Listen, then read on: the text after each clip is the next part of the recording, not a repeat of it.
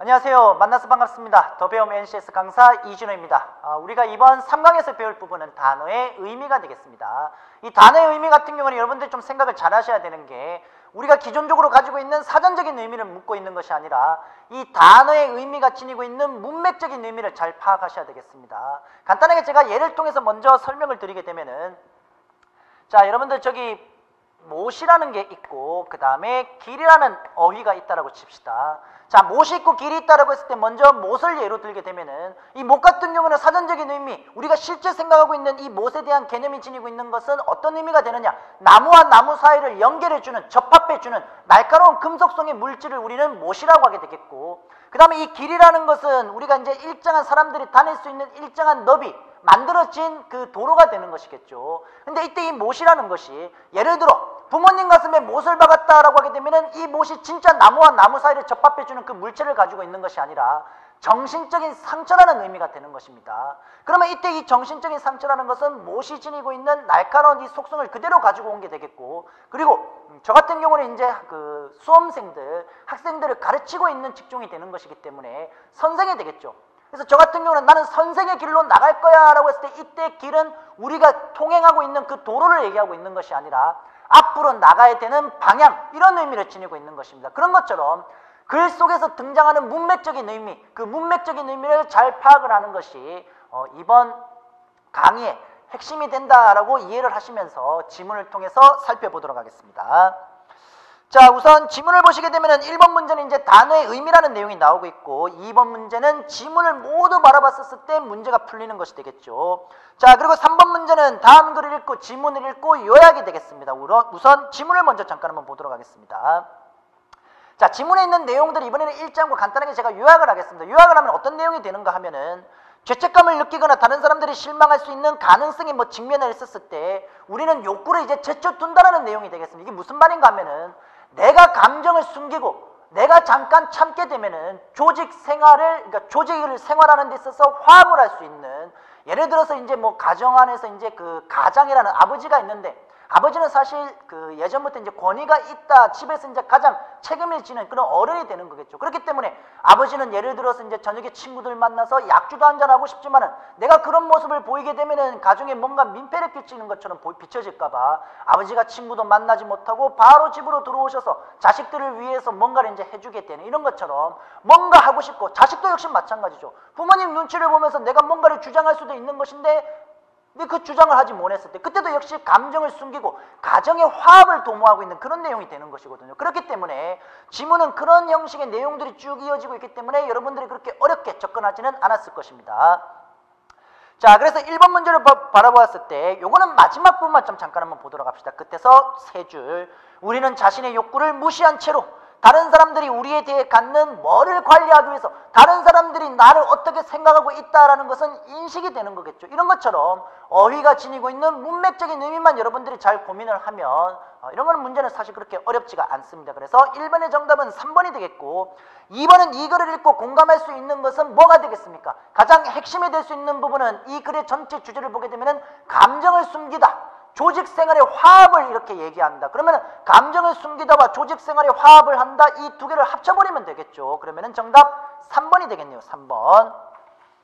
자, 그 다음에 3번 문제를 보도록 하겠습니다. 3번 문제는 그렇게 어렵지가 않습니다. 역시 위에 나오고 있는 지문에 대해서 그대로 이렇게 이제 분석을 했었을 때, 이거는 이제 아무래도 이제 아이가 성장함에 있어서 아이가 이제 어른들이 하고 있는 그런 행동이라든지 어른들이 가지고 있는 이런 모습들이 약간 부러운 거죠.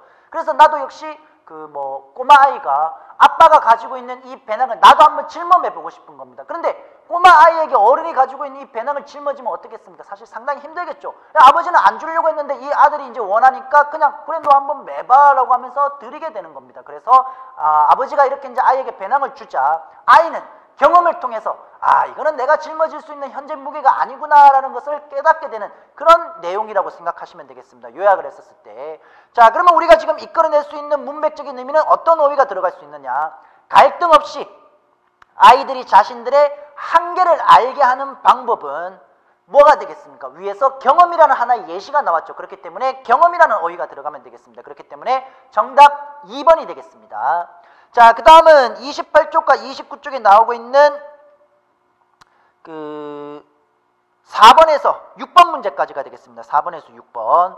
자, 4번에서 6번 문제까지 여러분들이 보시게 되면은 우선 4번 문제는 역시 어휘가 되는 것이겠죠. 그리고 5번은 이 글을 전체적으로 바라보고 여러분들이 추론하는 문제 유형이 되겠고, 그리고 6번 문제는 접속어가 되겠습니다. 접속어.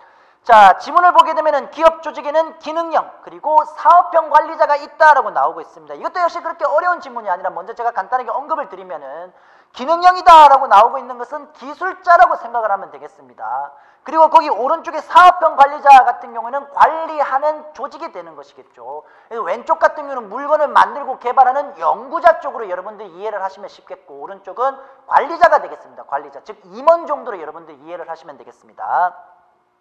자, 이 두 유형의 관리자들 모두 서로 다른 역할과 자질을 지니고 있다가 되는데 당연히 다르겠죠. 물건을 만들고 개발하는 사람들이 지니고 있는 유형과 사업을 조직하고 있는 사업형 관리자의 마인드는 분명히 다를 수밖에 없습니다. 그렇게 되면은 이 글의 구조는 어떤 구조를 지니고 있냐라고 하게 되면은 당연히 대조의 방식으로 내용이 전개가 될 것이고, 기능형은 어떤 유형의 성격의 사람이다. 그 다음에 사업자는 어떤 유형의 성격의 사람이다. 이걸 보여주게 되는 것입니다. 자, 그렇기 때문에 두 번째 줄에 기능형 관리자는 세 번째, 네 번째 줄에 이런 사람이다라는 것이 나오고 있고, 그 다음에 빈칸이 있고 반면에 또는 사업형 관리자가 되는 것이겠죠. 대조이기 때문에. 그래서 그 빈칸이 들어갈 수 있는 접속어로는 반면이라든지 그러나라든지 하지만 이런 역접에 해당하는 접속어를 찾으면 정답이 될 것입니다. 하지만 밑에 나오고 있는 이 빈칸 같은 경우에는 앞이 나오고 있는 내용과 뒤에 나오고 있는 내용이 원인과 결과 그대로 이어주고 있는 것이기 때문에 인과 그러므로라는 정도의 접속어가 들어가면 될 것입니다. 자, 그러면 밑에 두 번째 빈칸을 보시게 되면은 기업 조직에서 일반적으로 어떤 시스템을 형성하는 것을 분석하는 이 기능형 관리자 같은 경우는 위에서 지금 쪼개다 이런 내용이 나오고 있는 것이기 때문에 분석이라는 말이 들어가는 것이 가장 옳은 내용이 되어 있고, 어휘. 그 다음에 사업형 관리자는 조직 자체를 다 통합해서 이끌어 나가야 되는 사람이기 때문에 빈칸은 결합이 되겠죠. 결합. 자, 그래서 밑에 빈칸은 분석과 결합이 되는 것이고 문제를 통해서 해결을 하도록 하겠습니다. 자, 그럼 방금 제가 언급한 대로 4번 문제 정답은 2번 분석과 결합이 되는 것이고, 5번 문제는 윗글을 바탕으로 사업형 관리자가 가져야 되는 결합이 되겠습니다. 자, 그러면 우리가 아까 앞쪽에서 우리가 살펴봤던 사업형 관리자는 결합이 되겠죠. 결합에 해당하는 내용을 보시면 되겠습니다. 5번에 1번이 되겠죠. 1번은 일관성 있게 조직할 수 있어야 된다라는 것은 결합에 대한 의미를 내포하고 있는 것이기 때문에 1번이 정답이고, 2번, 3번, 4번은 기능형 관리자가 되겠습니다.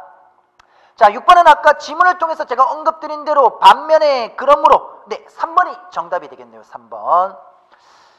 자, 그 다음에 29쪽 내용으로 가도록 하겠습니다. 7번과 8번 문제가 되겠습니다. 자, 7번 문제는 윗글을 아래와 같이 요약을 했었을 때 역시 문맥적인 의미에 해당하는 단어의 의미가 들어가게 되겠고, 역시 8번 문제는 추론 문제가 되겠습니다. 자, 우리 위에 지문을 통해서 보시게 되면은 우리는 온라인 채팅장에서 비슷한 생각을 가진 사람들과 함께 사회적 네트워크에 가입을 하면서 우리의 개인적인 이념, 세계관을 반영하는 뉴스 블로그를 읽기도 한다. 이때 집단은 공유된 활동보다는 공유된 이념을 바탕으로, 이게 중요합니다. 여기도 역시 뭐뭐보다는 같은 경우에 앞쪽에 나오고 있는 관점과 뒤쪽에 나오고 있는 관점이 어떻게 되겠습니까? 상반되게 되겠죠. 그래서 여러분들은 어디에다가 포인트, 중점을 두셔야 되느냐? 오른쪽에 되겠습니다. 공유된 이념을 바탕으로 형성한다라는 것. 우선 우리 자신의 가치관과 좋아하는 것을 확인하고 그 관점과 성향을 반영하는 공동체를 찾아내고, 이 변화는 소매와 사업에까지 영향을 미치게 되는 것입니다. 제품과 서비스가 어떻게 마케팅 되는가에 있어서 경기 방식을 바꾸었고, 이제 일반 대중의 지지를 얻는 방법으로는 강한 친족 유대감을 지니고 있는 집단에 대한 마케팅 소집에 의한 것이다 라고 나오고 있으면서 마지막이 이 글의 주제문이 되겠습니다. 구성원들이 똑같거나 거의 동일한 사고방식과 강한 유대감을 가진 더 작은 구성원들이 모였을 때, 이겁니다.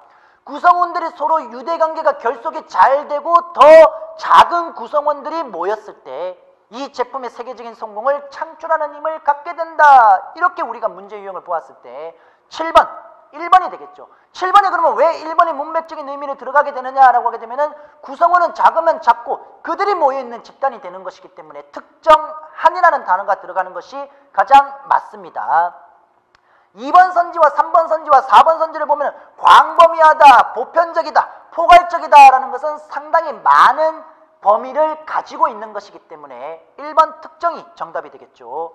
자, 그 다음에 8번을 보시게 되면은 이 글을 읽은 사원끼리 나눈 대화에다 적절하지 않은 것을 고르시오. 2번이 되겠습니다. 이념으로 분리된 사회 그리고 통합되는 사회이기 때문에 가능한 일이지. 여러분들 이거는 어디에서 나왔느냐라고 하게 되면은 세 번째 줄에서 나오고 있죠. 세 번째 줄을 보시게 되면은 공유된 이념을 바탕으로 형성이 되고 있다라는 것이 나오기 때문에 2번이 정답이 되겠습니다. 8번 문제는 일치, 불일치. 네, 문제 정도로도 충분히 문제가 풀렸다라는 것. 자, 그리고 그 다음 챕터는 문단 배열이 되겠습니다. 문단 배열의 1번 문제로 넘어가도록 하겠습니다. 31쪽에. 자, 1번을 보면은 다음 문장이 이 글의 어느 곳에 위치해야 할지를 고르시오라는 문장이 나오고 있습니다. 자, 그러면 이때 이 문제는 어떻게 풀어야 되느냐. 여러분들 여기 보시면은 응답자들이 나머지 형용사들을 해석하기 위해 사용하고 있는 첫인상, 마지막이 첫인상으로 끝이 나고 있죠. 그래서 밑에 있는 부분에 대해서 첫인상과 관련된 이런 내용들이 들어가면 거기에 적절하게 배치해 주면 될 것입니다. 자, 그렇게 보았을 때 우선 문맥적인 의미를 쭉 이어서 흐름을 보게 되면은 인상을 형성할 때 우리는 첫인상에 더 집중한다라는 증거가 있다. 이것을 초두 효과, 개념 정의가 나오고 있습니다. 개인들은 두 개의 형용사 목록에 근거하여 두 사람을 평가하라고 요청을 받았고, 그리고 첫 번째 사람에 대한 목록, 다음에 형용사들 지적이, 여러분들 여기 잘 봐야죠. 형용사 나오고 있죠. 형용사 나오고 있습니다. 첫 번째 문제 조건을 보게 되면은 나머지 형용사들을 해석하기 위해 사용하는 첫인상이 되는 것이기 때문에 지금 여기 나오고 있는 내용을 보게 되면은 첫 번째 형용사가 나오고 있으니까 그 다음에는 자연스럽게 나머지 형용사로 이어지게 되겠죠. 이제 들어갈 수 있을 것입니다. 그 질투심이 강함을 포함하고 있는 것이고, 여기서 이제 나오고 있습니다.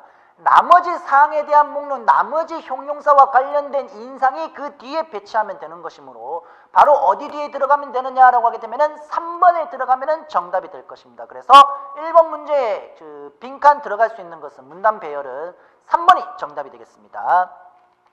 자, 그 다음에 2번 문제 조건으로 가면은 이런 전통적인 모습이 과학자가 여전히 많이 존재하고 있지만, 여러분들 여기서 말하고 있는 전통적인 과학자의 모습이라는 것은 잘 한번 생각해 보면은 옛날의 과학자, 가끔씩 이제 드라마나 TV에 나왔는 옛날의 형식, 과학자라고 하게 되면은 하얀 흰색 가운을 입고 뭐 여러 실린더가 있습니다. 거기 뭐 하얀 연기도 나고 뭐 여러 어떤 용액이 들어있는 색깔별로 되어 있는 그런 전통적인 과학자 정도로만 여러분들이 이해를 하시면 되겠습니다. 실험실이 과학이 작용하는 유일한 공간은 아니다라고 나오고 있는데, 옛날에 전통적인 과학자들을 우리가 생각을 했을 때는 방금 말씀드렸다시피 실험실에서 어떤 특정한 모습을 하고 있는 게 자연스럽게 연계가 된다고 하게 되면 그것은 전통의 과학자가 되겠죠. 하지만 지금의 과학이라는 것은 반드시 실험실 안에서만 이루어지는 것이 아니라 우리가 일상생활에서 신변잡기라고 해서 우리가 일상생활에서 주변에서 흔히 볼 수 있는 이런 모든 사물들이 뭐가 될 수 있느냐라고 하게 되면은 과학자들에게 실험실이 될 수 있다. 그렇게 이해를 하시면 되겠습니다. 자, 그랬을 때 우리 두 번째 네모칸으로 내려가면은 그것은 아마도 유리기구들과 복잡한 장비 제가 다 언급해 드린 겁니다. 그리고 실험실 흰색 가운을 입고 실험에 몰두한다라는 것도 역시 다 이해가 가실 것이고, 자, 그랬을 때 지금 중요한 것은 위에 있는 빈칸 첫 번째 조건이 뭐가 되느냐, 실험실이 과학이 작용하는 유일한 공간은 아니다에 해당하는 것이기 때문에 1번 선지에 나와 있는 뒤쪽을 한번 보도록 하십시오. 1번 선지에 나와 있는 뒤쪽은 농구장 또는 공사장 또는 콘서트장에서도 찾아볼 수 있다. 과학실험실을 그런 곳에서도 찾아볼 수 있다가 나오고 있는 것입니다. 이 말은 뭐가 되느냐, 결국 첫 번째 조건에서 말하고 있는 과학이 작용하는 유일이 실험실이 아니다에 해당하는 말이 지금 맞는 것이기 때문에 여기 1번 선지가 적당한 곳에 위치가 되는 것이겠죠. 그렇기 때문에 2번 문제 정답은 1번으로 이해를 하시면 되겠습니다. 자, 그 다음에 3번 문제로 가시게 되면 여러분들이 어떤 물품을 구입할 때 여러분은 그 물품뿐만 아니라 물품이 당신에게 도달하기까지 드는 비용도 지불하다, 비용 지불이 되겠습니다. 자, 그랬을 때 우리 먼저 어디로 들어가느냐, B를 먼저 한번 보도록 하십시오. B 같은 경우는 지금 어떤 상황에 대한 하나의 가정을 먼저 얘기해 주고 있는 것이기 때문에 당연히 뭐가 되느냐, 당연히 첫 번째로 들어가야 되는 것이겠죠. 그 다음에 A 부분을 보시게 되면은 A 부분 같은 경우는 슈퍼에는 추가 비용이 들어가고 있다, 추가 비용이 들어가고 있는 내용이 나오고 있고, 3번을 보시게 되면 이 추가 비용이 왜 발생하는지에 대해서 지금 내용이 진술이 되고 있는 것이기 때문에 순차적으로 보시게 되면은 B, 그 다음에 A, 그 다음에 C, 정답 1번이 되겠습니다. 자, 그 다음에 33쪽의 내용을 보도록 하겠습니다. 다음 문장 이후 이어질 문단들을 바르게 배열한 것을 고르시오라고 나오고 있고, 뒤에 밑에 문제 같은 경우는 윗글을 고려할 때 제조업체에서 일하고 있는 K씨, 이런 내용이 나타나고 있습니다. 자, 우선 제일 첫 번째 주어진 조건을 바라보게 되면 대량 주문 제작이 되겠죠. 소비자들에게 제공할 수 있는 전략이 되겠습니다. 그리고 최고 품질의 상품을 매우 경쟁력 있는 가격으로 제공하는 새로운 방법을 찾아야 한다라는 내용이 나오고 있는데, 새로운 방법을 찾아야 한다라는 내용에 중점을 두시면서, 자, 그랬을 때 밑에 두 번째 네모칸을 보시게 되면은 새로운 방법이 되는 것이겠죠. 자, 그러면 C 부분을 먼저 한번 보도록 합시다. C 부분을 보게 되면은 고객 요구 상품이 있을 때 치수를 측정을 합니다. 근데 이 치수를 측정할 때 디지털로 이미지화 시켜서 지금 내용이 나오고 있습니다. C 부분이. 그 다음에 여러분들 그 B 부분으로 가시게 되면은 C의 마지막 부분을 보게 되면은 치수를 디지털로 이미지한다. 이 부분에 대해서 뭐가 사용이 되고 있느냐? 그라는 지시어가 그대로 받고 있습니다. 그러면서 B 부분에서 이번에는 신체를 스캔한다. 그러면서 두 번째 줄을 보시게 되면은 필요한 모든 치수를 확정하고 그 자료를 입력하다까지 나오고 있습니다. 입력하다. 그리고 나서 이제 마지막 A 부분을 보시면은 고객을 곧 완성된 제품, 고객이 이제 완성된 제품을 받게 되는 것이 되겠죠. 자, 그래서 요거는 이제 시간적인 순차 흐름을 봐도 어떻게 되겠습니까? 순서대로 하게 되면은 C가 첫 번째, 그 다음에 지시어를 통해서 그 C 부분을 그대로 받고 있는 B가 두 번째가 될 것이고, 마지막 고객이 받고 있는 A가 세 번째가 될 것입니다. 자, 그러면은 이 문제의 정답은 4번 CBA의 4번이 정답이 되겠고, 자, 그 다음에 다음 문제를 보게 되면은 기획안의 주제가 되는 것인데, 우리 지문에 나와 있는 내용을 보면 어떤 내용이 이어지고 있습니까? 고객 개인별 맞춤 서비스가 나오고 있는 것이죠. 그렇기 때문에 1번 프리미엄 상품 판매 소수 고객을 위한 맞춤 서비스, 요것이 정답이 되겠습니다. 자, 그 다음에 34페이지로 넘어가도록 하겠습니다. 다음 문장 이후 문단의 순서를 바르게 배열하시오라는 문제가 나오고 있는데, 허용 마케팅은 지금 골든이라는 사람이 만든 용어일 것이고, 그러면 지금 첫 번째 주어진 조건을 보시게 되면은 허용 마케팅에 대한 소개로서 글이 주어지고 있습니다. 그러면은 B를 보시게 되면은 B에서는 이런 내용이 그대로 이어지고 있거든요. 허용 마케팅의 부연 설명이 이어지고 있습니다. 그러면 당연히 B가 그 위에 나오고 있는 첫 번째 조건 뒤에 이어지는 것이 맞겠죠. 그럼으로써 메시지가 기대하고 개인적이고 관련 있기 때문에 고객은 그 기관에 더 수용적이고, 그 다음에 이제 두 번째 문장을 보시면은 허용 마케팅의 반대는 끼어들기 마케팅이라고 해서 주어진 소개는 허용 마케팅, 그리고 B 부분의 첫 번째 문장에서 허용 마케팅에 대한 부연 설명, 그리고 B의 두 번째 문장에서는 이번에는 반대되는 개념인 끼어들기 마케팅이 나오고 있으면서, 그 다음에 C 부분에서는 끼어들기 마케팅에 대한 부연 설명이 이어지고 있습니다. 자, 그랬을 때 B, C, A, 이런 순차로 가게 되겠죠. A 부분 같은 경우는 끼어들기 마케팅의 어떤 측면이냐? 부정적인 측면이 나오고 있는 것이기 때문에 정답 2번이 되겠습니다. 자, 그 다음에 35페이지에 나오고 있는 문제들을 보게 되면은 역시 문단 배열 순서, 그 다음에 위 글의 사례가 되겠습니다. 사례. 자, 그러면은 첫 번째 문제 조건을 보시게 되면은 기억으로부터 어떤 정보를 회상하러 갈 때, 여러분들 잘 한번 생각해 보십시오. 친구들하고 대화를 할 때 갑자기 이 주제에 대해서 얘기를 막 하고 있는데, 옛날에 내가 이게 경험을 한 거야. 근데 이 경험을 한 것이 지금 그 어떤 특정 단어라든지 어휘라든지 이런 것들이 갑자기 생각 안 날 때 분명히 그런 경험이 있었을 것입니다. 이때 지금 필요할 때는 정말 그게 생각이 안 나다가 시간이 흐르고 난 뒤에, 혹은 집에 도착했을 때 조금 시간이 흐르고 나서 맞다, 그때 이거였는데 그때 왜 생각이 안 났었지, 이런 생각 여러분도 충분히 하실 수가 있는 거거든요. 그와 관련된 지문이 되겠습니다. 자, 그러면은 결과를 경험할지도 모른다라는 첫 번째 조건이 나왔을 때 C 부분을 보십시오. C 부분을 보시면 정보에 접근하려고 얼마 동안 상당히 애를 쓰다라는 과거 회상, 기억하고자 하는 하나의 행위가 들어가고 있는 것이고, 자, 그 다음에 우리 이번에 A 부분 있죠. A 부분 같은 경우에는 첫 번째 C에 해당하는 예가 있습니다. 예. 이 예에 대해서 얘기하고 있는 것이 A 부분이 되겠습니다. 그러면은 C 뒤에 예에 해당하는 A가 그대로 받게 되겠고, 나머지 B 순서로 오게 되겠죠. 그래서 문제의 정답은 C, A, B에 해당하는 3번이 정답이 되겠고, 다음 위의 글의 사례로 적절한 다음 문제는 1번이 되겠습니다. 요거는 제가 전에 다 부연 설명을 해드렸기 때문에 답만 확인하시고 넘어가면 되겠습니다. 자, 그 다음에 다음 문제가 되겠습니다. 역시 문단 배열의 순서, 그리고 다음 글을 통해 알 수 있는 역사 공부의 효용, 그 다음에 이 글을 읽고 난 뒤에 사자성어가 되겠습니다. 사자성어. 자, 3강의 마지막 문제이기 때문에 여러분들 좀 잘 한번 보도록 하십시오. 역시 집중해서.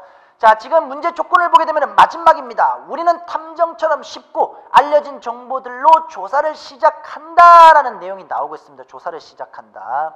자, 요게 여러분들 이제 언제였죠? 2006년, 2010년 이때 이제 월드컵 하면서 제 기억으로 우리나라하고 이제 일본 사이에 어떤 한일전환이라든지 어떤 예선전, 그러니까 월드컵을 위한 예선전, 평가전 그랬을 때 아마 그때 우리나라 붉은 악마라는 이제 응원단에서 그거 보게 되면은 역사를 잊은 민족에게는 미래가 없다라고 해가지고 플랜카드 이렇게 막 걸고 했었거든요. 그러니까 역사를 잊은 민족에게 미래가 없다라고 하는 것은 영국의 정치가가 되겠습니다. 처칠이라는 이제 정치가가 있었는데 우리나라에서도 역시 비슷한 말을 하는 분이 계십니다. 신채호라는 그런 그 역사가에 해당하는 그런 분들이 있었었는데 그 역사에 대해 가지고 여러분들이 조금만 관심을 기울이면은 역시 이 지문도 재미나게 볼 수 있는 지문이 되겠습니다.